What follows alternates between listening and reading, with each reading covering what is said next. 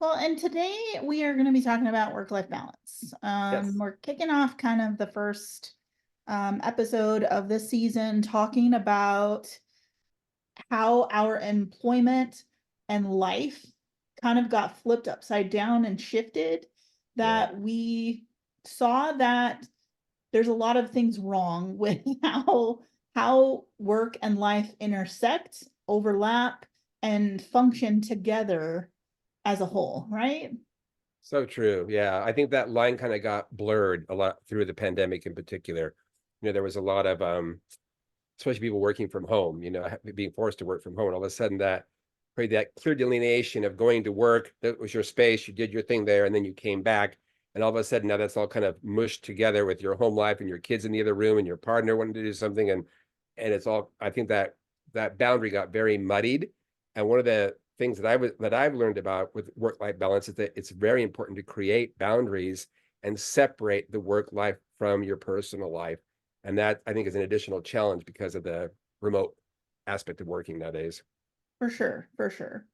And so, like, life is really the existence of human beings, right? And then balance is a little bit of a misnomer because I think a lot of people have the idea that work life balance means that everything is in complete balance. And Right. you and I both know, and frankly, most people know it's never going to happen. It's a No. complete bullshit concept. Because in order for something to be balanced, there needs to be an even distribution of weight, enabling someone or something to remain steady. But there's times throughout our lives where work requires more attention, home requires more attention. There is no condition in which the elements are ever going to be equal or in correct proportions. It just doesn't happen because life is existentially messy, right? Yes. I think it's more about adaptability, Tiffany, that you have Sure. to adapt to each situation that comes up. Sometimes you need to have more focus on your home life because something comes up. There's some kind of crisis that occurs, or a health crisis, or a personal crisis, or a death in the family, or whatever. And that needs more attention than your work life at that point. Or there can be some critical deadline for your job. You know that you need to make sure that all these things have to be taken care of. And you might put the whole life on the back burner for a while. Work So I life balance always makes me feel like I have to be on this perpetual teeter totter. Like it's a think constant, you know what I mean? Like I just don't know that it's ever in the history of my life or most of the people that I know where it's ever completely balanced. Yeah, and I think it's more about, like I said, striving for that sense of balance as in you have enough, you feel like you've got enough attention in each area of your life that it's feeling like it's a healthy dynamic for you. Because I read one of the things they talk about, one of the traditional ideas about 8 hours of work, 8 hours of personal life, 8 hours of sleep. And even in that scenario, it's not, that would be a triad, right? It's not, it's like, we think of balance as like, two and two, right? The fulcrum being even kind of thing, but it's not.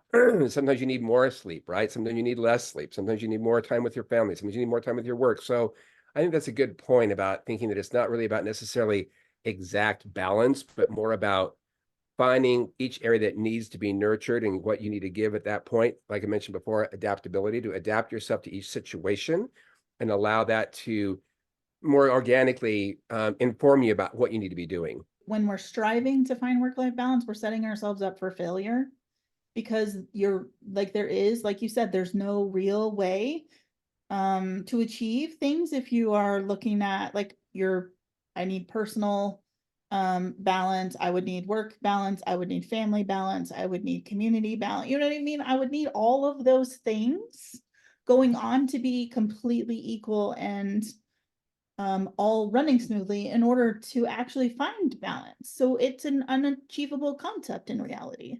I think that it throws it off balance, as it were. Excuse me, when we have so much going on in one area that you neglect other areas of your life. So I think that's where I think a lot of people are feeling that hole right now. One of the Sure. statistics I was reading about was they're saying that just 60% of the people in the workforce feel like they don't have a healthy, for the lack of the word, balance between Mhm. their work and their private life, and they realize that that's like it's having negative impact on their personal life, on their health, on their mental health, on their physical health, on their socialization aspects, and it could actually, if you don't take care of yourself and what you're doing with your own life and your own person, that impacts your work ability as well. You end up becoming less productive at work. There were some studies were showing that if you work more than 55 hours a week, you're more prone to stress, you're more prone to stroke, and you actually become less productive when you put in more hours because you're starting to Absolutely. burn out. Yeah, for sure.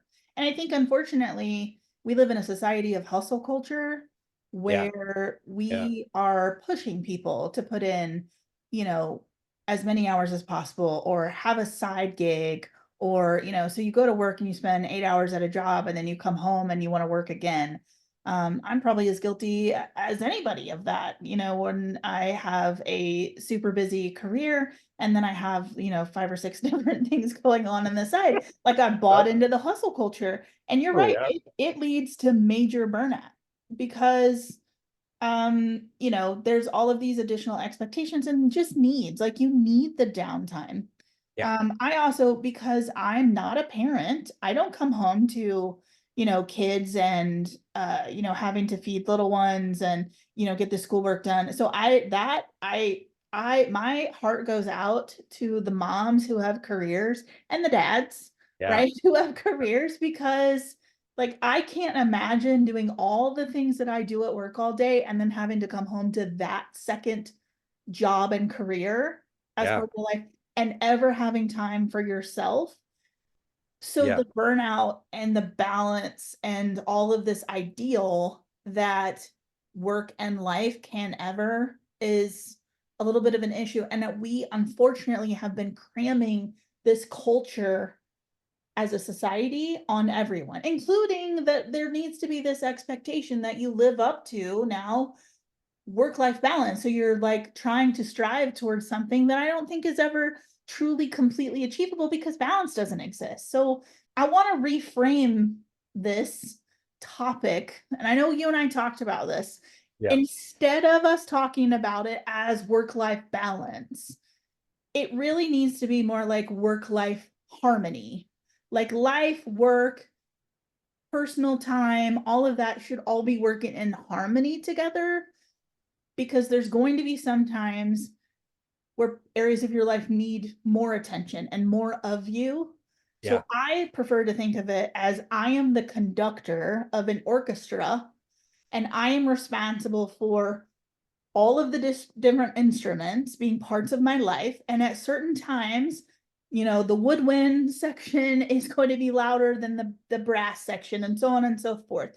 And it's So my job as the conductor to make sure that the music stays in harmony because when something doesn't, and then you get discord in your yeah. life. I had to physically make myself stop thinking of it as balance because I'm never going to achieve an equal amount of time at work and an equal amount of time at home. There has always been something that had to give. I really like that, Tiffany. I love reframing it as harmony as opposed to balance, as far as what people could strive for, because that seems like a much more achievable goal.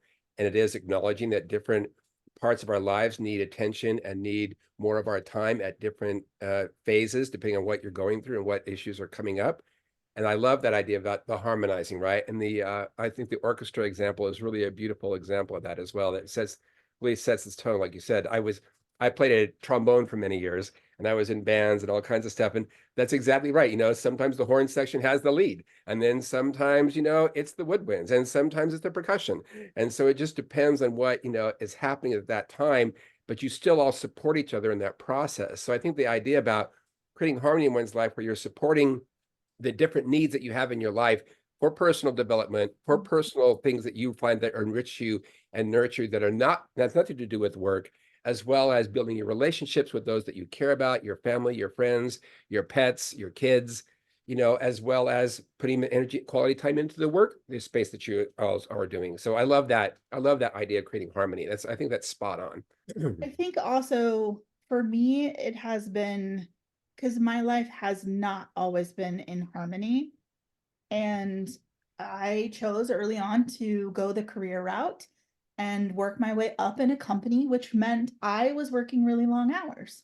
And there had to be some give and take in a variety of other things in my life. But I also had then times where, my home really required more time and attention, and I had to give up some work in order to be able to do that. And I think, unfortunately, we have a tendency to trade or try and trade time one for the other at times when it's maybe not in our best interest to do so.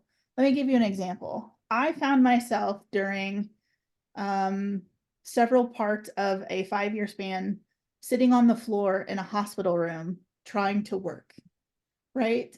So, like, my dad was very sick and I was the primary caregiver.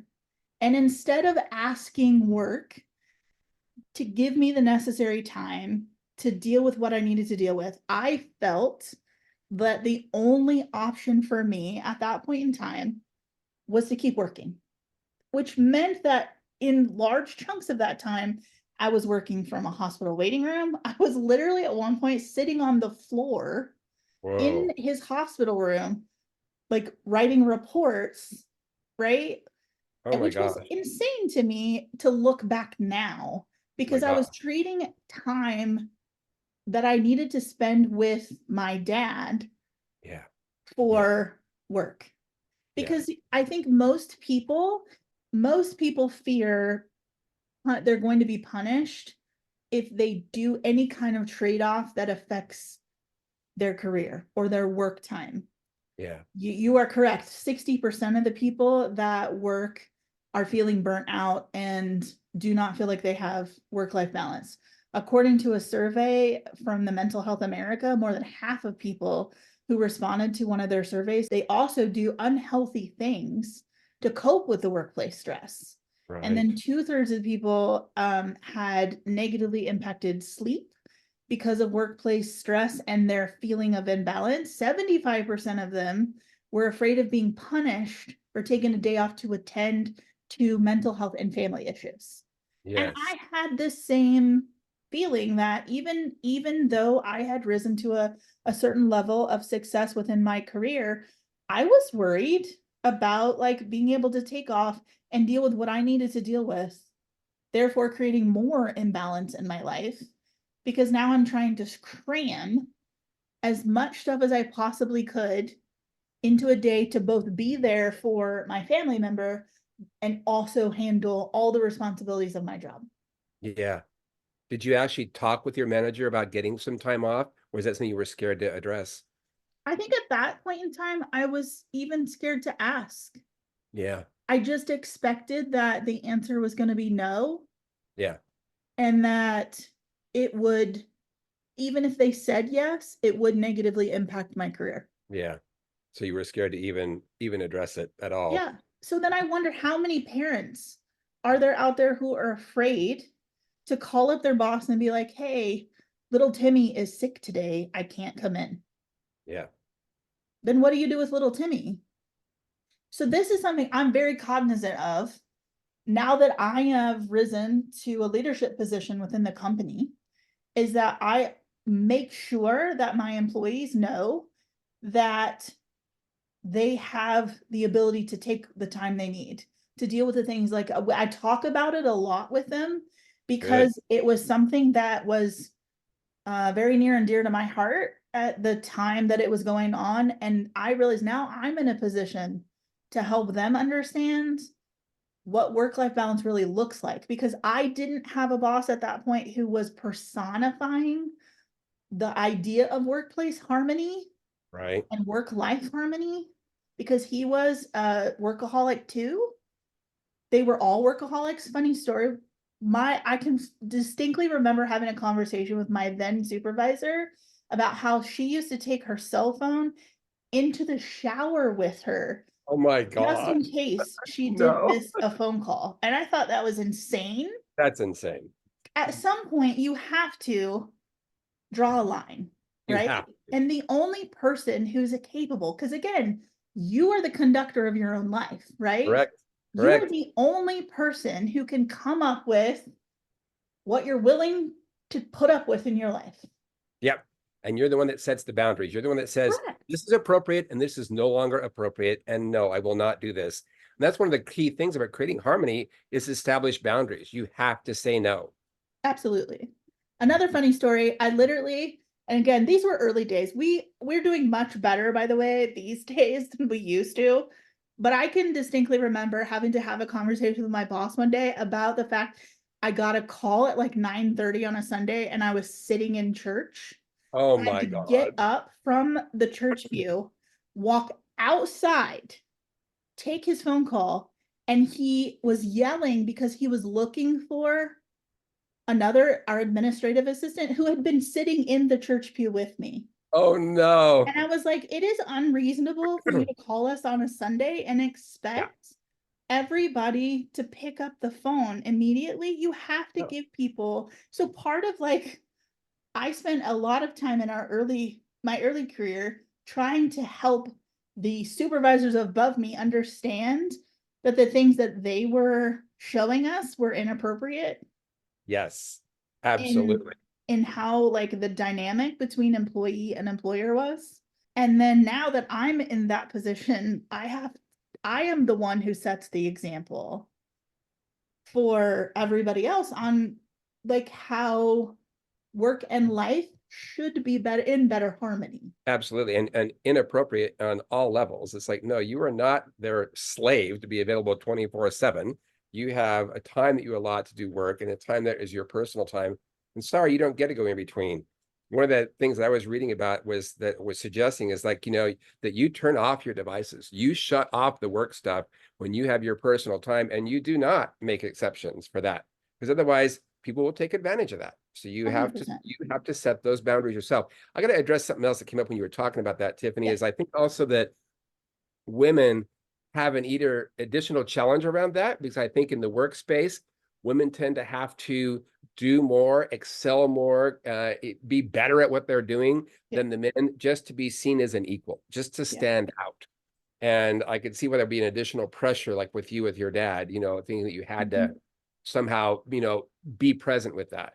I mean, I did caregiving for my mom at the end of her life as well. And it was really it was a beautiful thing, but it was also really intense and very Yeah. stressful, but also powerful. And I also had that same idea, I was working at the same time. I had to keep working while that was all happening. But they knew I made it very clear with my managers of my workspace that it's like if something's happening and there's something going on, I'm going to leave. But I also think that was another point I wanted to bring up. I think that it's so important that you do speak to your supervisors or your bosses and bring up that point 100%. prior to it happening, right? Yeah, you need to be willing to have an honest conversation with them. And if they're the type of employer who's not going to be considerate of what's going on in your personal life, then you probably should just look for somewhere else Look to for a work. different You know what I mean? job. Because there are I good agree. people out there, but there are an equal amount of people who, like the story we just described, they would be in the same boat because they're afraid, like they're in a toxic workplace that Right, doesn't take into right. consideration all the things that are going on in a person's life. Yeah, because that's treating people like a machine or something that doesn't have something else going on. Like you're just a sales unit that does your job, and then when they're done with you, they spit you out and throw you off to the next one, kind of thing. For And sure. if people treat you that way, if people being disrespectful in that way to you, you have to stand up to them. You have to be the one that advocates for yourself and say, no, this is not appropriate. This does not work for me. And like you said, if they can't work with you, that's not the place for you to be working. Yeah. There's other jobs, there's other opportunities. And in Correct. my experience, you have to say no to negativity in your life in order to create something new that's positive, that will be more supportive of nurturing your spirit, nurturing your soul, and your passions that you have, the things that you love to do. And also a healthy work environment is part of that process. So you have to say no to the negative stuff in order to create the space for the positive to come in. When I think knowing your strengths, prioritizing your time, understanding that you need the personal time, Yes. downtime, whether Yes. it's personal time alone or personal time with your family or whatever, like be really ruthless with scheduling those things and don't Yes. allow one of the silliest experiences I've ever had is I was on a zoo tour or something like that with my sister. We're literally on the trolley going through the zoo, and I'm getting phone calls from the boss and different clients and stuff, like having to take phone calls Oh my on the God. zoo tour, and I missed the entirety of the tour. And I was like, we got to the end. I'm like, what the hell did we just see? No idea. Yeah. No No idea. idea. Yeah. You were completely, It it was was just, completely and distracted. it was so ridiculous after the fact. I'm like, I paid to go to this place and sit in this tour and do all of these things. And I spent the entirety of the time on the phone. Yeah. Yeah. And I would bet that that stuff could have been handled later. A It did hundred not percent. be handled right then at Hundred that point. percent. A At hundred that point. percent of it did not have to, we did not have to have the conversation in that moment. Yep. Yeah, Yep. And again, comes back to setting boundaries, right? It was up to you to say correct. no, or to not even pick up, right? Or to not even respond at Exactly. all. Or at least say, no, I can't talk right now. I'll call you tomorrow or later on tonight or whatever it might Yeah, be. the work will always Abs- be there tomorrow. I actually had this same conversation with my regional manager yesterday because he called me at 6:30, and Oh, I was like, no, or no, I was like, I pick up the phone because I work in an industry where there may be emergencies. We've had some emergencies lately, right? but he was talking to me about general stuff, and I said, Bud, it is like it's 6:30. Like, we don't have to have this discussion today. Like, we can talk Right. about this tomorrow. It'll still be here tomorrow. Well, I had to move. I said, no, like, your wife, I can see your wife in the background and your kids running around. Like, go do something with them. Get off the phone with Yes, me and go eat dinner and go, you know what I mean? Like, if you just want to sit here yes, and chat, I'm happy to just chat with you because we're good friends. But like, it's like this stuff that we're talking about really can wait until tomorrow. Like, it'll still yeah. be here tomorrow. It's okay. One of an article I was reading about helping to improve work-life balance, as it were, work-life harmony, is to do exactly that, that you take time to be with your family, to be with your friends, that you go out to eat and do something that nurtures your body and nurtures your spirit. And then you can go back and go to work after that, right? You know, Correct. but like Correct. honor that space that you're in right then. Yeah. And also, I think another point that that was really powerful too is about finding the way that your own brain works, how you function, you know Mhm. your own strengths and weaknesses. So like if you're like better in the mid-morning, that's a good time for you to do highly, intensive intellectual activity. Then schedule your time to do those things during that time slot, right? And when you're like in the afternoon, when you're kind of feeling a little more, oh, I don't think I can pull it together like that, then do the things that are more mundane, that don't just that are more rote, that don't have require as much brain power, they still For need to be sure. done, but you kind of do it more on the on the percolator level, as opposed to like full throttle kind of thing. But to embrace the honor the way that your own mind works and your how your rhythms are, and schedule your work productivity around those times, because you'll end up being more productive and you'll be able to be more effective in that way and also honor your own rhythms. Well, and I think you have to be ruthless also about getting your basic needs met. And I think this Yes. is entirely a problem with most women, especially here in the United States, probably everywhere around the world. We often put ourselves very last in the equation Yep. and go without having our basic needs met. And I think men do this to an extent too, but it Yeah. manifests itself differently Yeah. because men are taught they have to be the provider, they have to go out and conquer and do all of that stuff, Right. and provide for the family. And so, Right. like, this is what leads to men never going to the doctor and never taking care of themselves physically and all of that. So True. they're doing the same thing. Yeah. Women are taught they have to be nurturers. So you have to nurture everybody before, you can ever have any kind of time for yourself. You're not allowed to Right. go, have a bubble bath or read a book or whatever because you've got laundry and kids and the house to keep up on and all of these other things, where men are Right. taught you've got to go out into the world and bring back, conquer and Yeah. bring back money, That's right. That's and right. do all of that. So all of that's got to come before you can take care of yourself and have a hobby. One of the things I teach, talk with my clients, work with them a lot about this exact thing is I liken it to like a battery, right? You got battery has juice in it, and you've got things that you plug into that then that battery feeds the power to those different things. So that would be like your work life, your home life, your personal goals, those kind of things. But if you don't recharge that battery, if you don't take time for yourself and prioritize that above everything else, then the battery is going to be drained. You will be drained, and you'll have nothing to give to anybody in your life, including your Correct. work or your home or your friends or your family or yourself. And we're taught in society that's selfish, right? But that's Mhm. not. That's self-love. It's self-care. It is not selfish. It is the opposite of that. It's how you're able to be available to others because you take care of yourself first and you prioritize giving to yourself first, nourishing taking care of your own needs. So the battery gets charged up and it's got a full charge on it. And then you can go help other people. But that's Absolutely. the way it works. No, you're 100% right. And so, what can we do then in our life to improve our current harmony? What are some potential things or recommendations that we can give all of the people who are listening today to potentially improve the harmony? Because that seems to be what everybody's looking for. Yeah. First, the advice is that work-life balance doesn't exist for Right. me. Like it's about work-life harmony. Sometimes some part of your life needs more attention than others, and it's a give and take and an ebb and a flow like a music score, right? So that would be my first is stop thinking about it as if there's any possible way for it to be quote unquote balance. Because in order to find balance, you have to have equal forces, and that just never it's Right. always you're always on a teeter totter if you're trying to do that. You're always trying to course correct, Yeah. which is not going to lead to happiness because you're just going to burn yourself out just trying to achieve the course correct, Right. right? That takes energy to do that also, right? To try Correct. and Correct. correct And your so now course I'm all the doubly time. bad. Now I'm doubly burnt out because I'm beating myself up because I can't ever achieve it. I'm like, what the hell's wrong with me? Right. Right. And there's nothing wrong with you. You're like you say you have an unachievable goal. You're said it's like, well, that's crazy. And that's why am I doing this to myself? Yeah. Yeah, I think one of the key things that I think is helpful with this is a practice called mindfulness, practicing Mhm. mindfulness, Sure. and that you take time to unplug from your world, to check in with your own inner world. A great way to do this is just like focusing on your breath, for instance. Like I counsel people to like control your breathing, for instance. Like you do it, like you breathe out on a 7 count and you breathe in on a 7 count. You do that 3 times in a row. You just take a moment to just pause and put everything on hold and check in with what's going on with your emotions and your physical sensations that are happening in your body.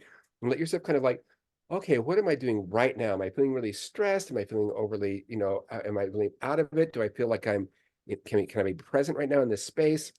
But just to do that, I find that's immensely helpful because it allows you to detach from the outside world, as it were, and to recognize that, everything is sourcing from within you, right? This Yep. whole thing is all coming from your perspective of reality and what you're viewing the world to be, the work to be, the harmony that you're trying to find, the balance you're trying to find, whatever it is that you're seeking, that's all coming from within yourself.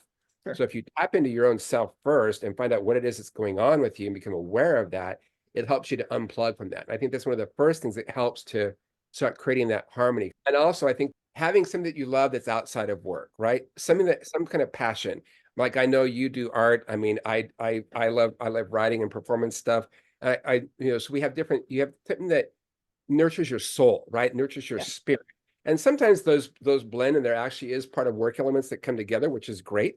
And sometimes they don't. But either way, that you do that thing outside of the workspace, right? Yep. That you have that where you something that you engage that in yourself and your own personal wants and needs, because that helps you grow as a person, as a spiritual being, as a human being. And then you're much more able to create that harmony in your life when you recognize that that part of you is being taken care of and nurtured as well. I've also noticed that, for me, I have to have that downtime. I started meditating, and that has definitely helped me to kind of center and balance things.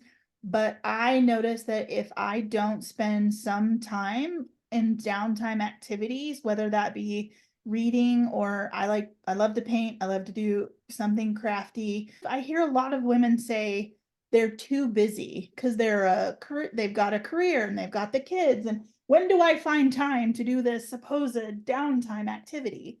And I think I hear this word I'm too busy a lot. I Yeah. hear it a lot as the boss because people are like, I didn't get to because I'm too busy. And Uh-huh. I would agree that we are all busy, but we're also all given Art. the same number of hours in the day to accomplish everything that we need to accomplish. And I Yep. think sometimes we don't prioritize everything as effectively as we should. And we create more chaos for ourselves than maybe is often necessary or healthy. Like, Yeah. this need for everything to be perfect, or, everything has to be a certain way, or, the house has to be immaculate or whatever. And we never either prioritize the things that are really important Yeah. until it's too late, or we create an environment where we are running around adding extra work without ever asking for anyone to help balance those things out, and Yeah, or delegate I things agree. that could be delegated. Yes, because some things can be delegated, like for instance, Correct. if you're in a partnership with somebody at the house, they can pick up the slack for you on something when you need some little time for yourself. It's like, why don't you do the dishes tonight while I go, take some time for myself for a minute or whatever. But I also think more than that, it's also the idea that you get this big chunk of time, but you don't necessarily need a big chunk of time. It's just that you need to set aside some time for yourself. And like Correct. I had this one lady who was talked about how she would get away from she was at the time she had like 5 kids and 3 dogs and 2 cats. It was just this whole thing was going on. And Mhm. her only time the way she could get away was she'd go to the bathroom and close the door and lock it. And then she'd read a chapter of her book, one of her favorite There you books. go. Give yourself that little bit of space. It doesn't have to be a ton of time, Yeah. but just if subconsciously, psychologically, if you prioritize your own self-care and give yourself a little bit of that every day, it will add up. It will start to have profound impact on the quality of your life if you Hmm. just start doing that, even a little bit. Yeah. Because we tend to think, oh, I don't have I have to take 2 hours or whatever to do this. You don't. You give No. yourself 20 minutes, 15 minutes. Do Yeah. something where you're taking that time for yourself. Some of And you that can is carve it out. scheduling too. Like, I It's, make sure, because my days are generally jam packed with stuff, being a yeah, busy executive, and so yeah, I had to block out lunch on the calendar, because otherwise people would just blow my calendar up. And I realized that for right. a while there, like, I was never getting any downtime during the day. Like, I was running from meetings from 8 in the morning until 5, sometimes later, and there was never even time for anything. So I blocked that hour out, even if I don't leave my desk or go out of the office or whatever the case may be. I have that where there is nothing to be scheduled. And a Yeah, lot of times, especially if it's been busy and I can feel the dysregulation and the disharmony of things, I will go check out, and I call it timeout. And I will go, and just for 10 or 20 minutes, I will go either pull a hood over my eyes, or like just take a yeah, 20-minute power nap, yeah. That's awesome, Tiffany. That's a great, because great idea.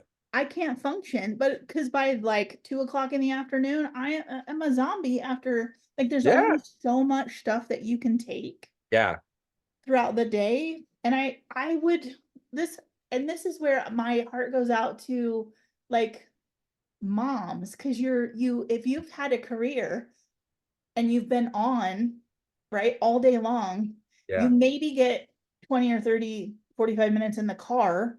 right. Use that time to deregulate, like, So the true. chaos, right, and make it Right. home. But some moms don't even get that, and then they have to go right into the more The, chaos the of mom getting, mode.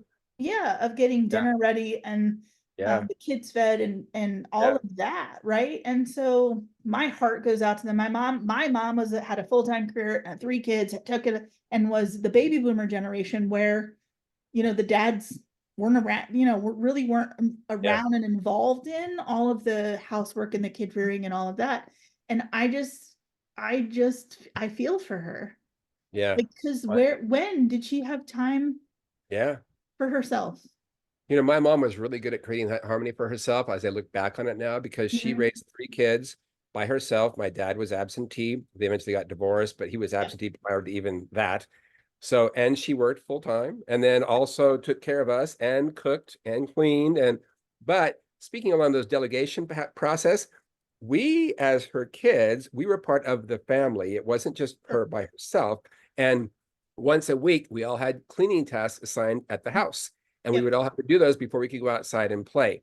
So Yep. she engaged us to be participatory and take our part in maintaining the household so it would look nice, it'd be comfortable, it would be clean. It Yeah. wasn't like immaculate, but that it wasn't like Sure. a pigsty. Yeah. that kind of thing. But and amidst all that, she also made sure that she had time for her own hobbies because she was crafty like you, very Mhm. artistic, could have been interior designer. She had this whole eye for the way things went together and Yeah.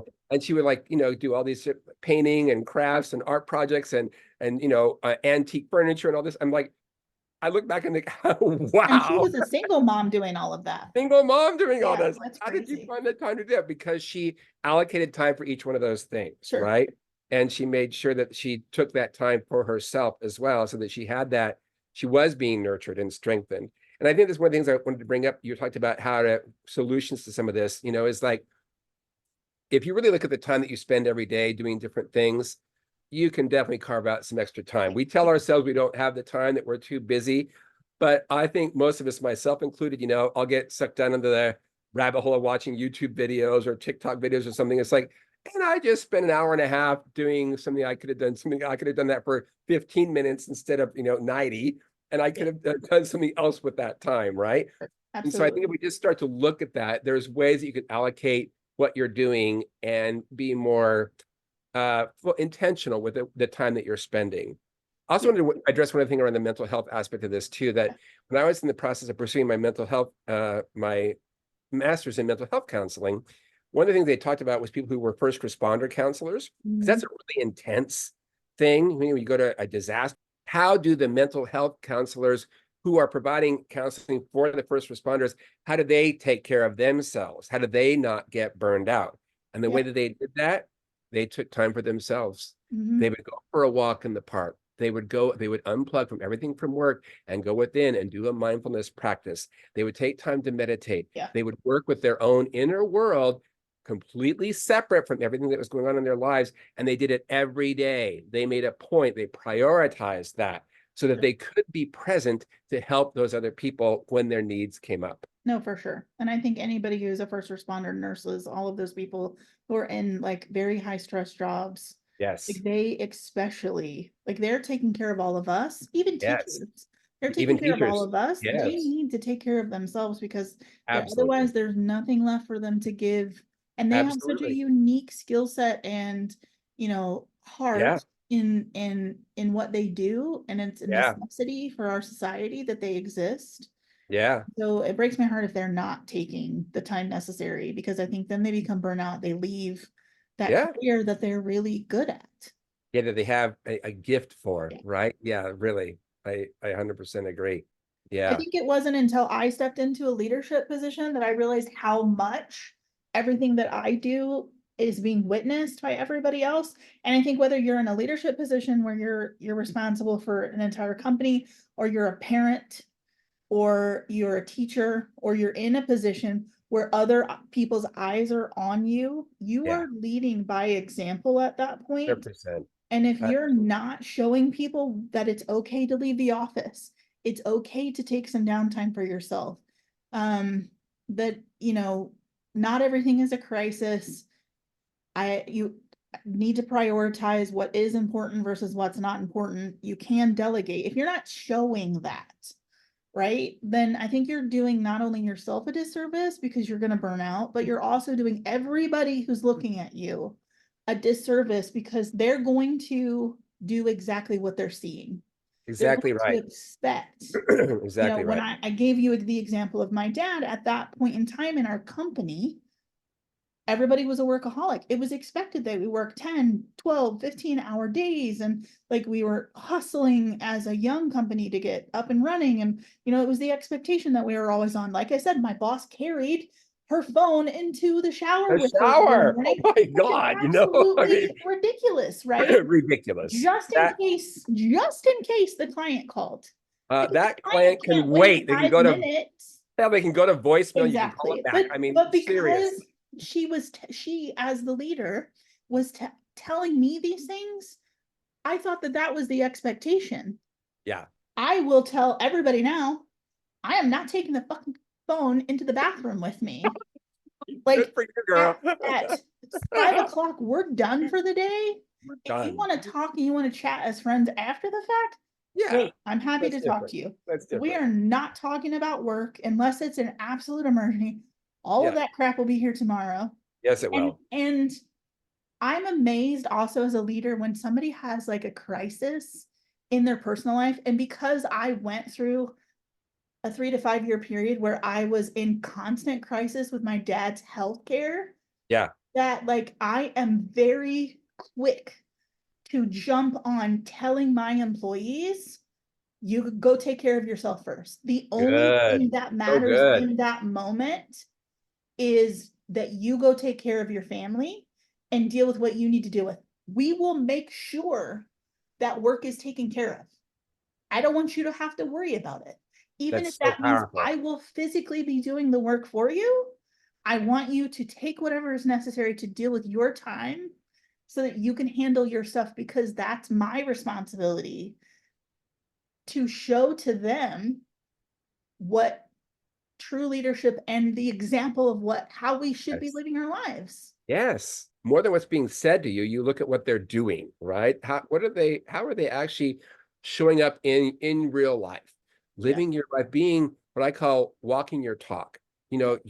know, you live your own personal truths, you're authentic with who you are in your life, in every area of your life, and that has a extremely powerful impact on raising the resonance, the vibration of everybody around you when they see that and they're like, oh, if you can do that, well, then I can do that. It's like, that's Yeah, exactly right. That's correct. absolutely. And that's exactly what you're fostering in your position right now, too, Tiffany. Yeah. So that's I, wonderful. I am Wonderful. dedicated to showing people that you can have harmony and that things get real simple when there's a family crisis or something going on, because that needs to be your priority. Yep. And I am dedicated to making sure that as a company that we set a better culture around understanding that people need that harmony. Because if I don't provide that balance, harmony, whatever you want to call it, in the career and the workspace, so that they have the ability to shut off and handle home life or deal with whatever Yes. needs to be dealt with Yes. and not be burnt out, then I have done a disservice to the entirety of the team. All of my, I'm not just doing a disservice to myself, but I'm also doing a disservice to the couple hundred people that are in my company, Right. times four, because they Yeah. all have families, and I have that the impact flows down, And in fact, right? even for the entire workspace, the entire culture of the workspace in general, Sure. how that's going to change on a societal basis is by making those changes individually and Correct. implementing them and doing that in your daily life. And as more and more people do that, you end up having this, catalytic event where suddenly that the whole dynamic shifts, right? And then the Yep. consciousness about the workspace and the work-life harmony starts to become a priority because they realize that's the thing that is going to make the difference in the quality of work that's produced, as well as the efficiency, as well as the self-care. And that's all bound together. It's not this separate thing, but it's like it's a blend, a merger of those things. And it all starts with me. It It all all starts with starts you. with you, because All the starts with like me. everybody is living their life, right? And we Yeah, overlap and intersect, but I can only really control my own thoughts, feelings, and correct. actions. Correct. And that's Correct. all I can actually control. That So is. it has to start with me setting those boundaries, Yep. setting those expectations, Yep. making time for myself, making my self-care a priority, making Yes. spending time with family members or whatever in the given priority situations a priority. Yeah, whatever needs to be given more attention at that particular time in your life, which will change as you go Correct. through life as well. But whatever Correct. needs that attention right at that point, then that gets the priority, right? That Absolutely. that that gives more energy, and the other things can wait. They really Absolutely. can. They'll still be There's there. there's very few real emergencies that have to be dealt with right now. Once in a Yep. while there is, and then when that happens, then that gets the priority. That's the thing. But Yep. the most part, it'll be there tomorrow. You Yeah, don't, you for do sure. not need to do It'll what they're still be there. this very second. It will Correct. still be there. And you Correct. just handle it later, right? And I think 100%. one last thing before we go, I know I think we're going to probably wrap it up soon here, is Yeah. that about sleep. I think sleep is so important that we make sure people, like, if you stop to giving yourself enough sleep, whatever feels a restful amount for yourself, that's between 5 and 8 hours for most people, depending on how your body rhythms are and what it is. But I think it's so important that we make sure that we get quality sleep For as sure. well. Because Yeah. otherwise you have all these stresses start to happen on your body physically, mentally, emotionally, and you can end up going into this like existential crisis space because you cannot get recharged enough to do anything in your life. Yeah. I think it's really important that you make sure that you have quality sleep. That means turning off all your Definitely. devices, not looking at some, murder show right before you go to bed. Let yourself wind down, not Yeah. wind Yeah. up. But I think that's really important that people miss that a lot. They don't realize that Mhm. that's how we rejuvenate physiologically, mentally, Oh, for sure. emotionally, Yeah. spiritually. No, you're So 100% right. Well, I yeah. hope that we have given the listeners some food for thought on how, work-life balance maybe needs to be reframed to work-life harmony, and Love that, that. it is all within their purview to be able to make some adjustments and changes in their lives Yeah. to help with that harmony. And that, everybody I think can achieve and level that is comfortable for them. Tomorrow's a Yeah. new day. Like if you didn't accomplish it today, keep working at Yeah. it. 'Cause tomorrow's a Yeah. new day. It'll all still be here tomorrow, right? And it's not that you have to do everything right this second. It's about moving Correct. the dial in that direction, right? Moving Absolutely. yourself forward in the way that you want to be. And I think it's really important for all the listeners as well, just to remind everybody that you have the power. Yeah, It's your life. You're the one that's setting the parameters. You're the one that's in charge of your life. You're the director of your movie of your life. absolutely. So start dreading it the way you want it to go, Yeah. right? Make advocate for yourself and your own self-care and your own self needs.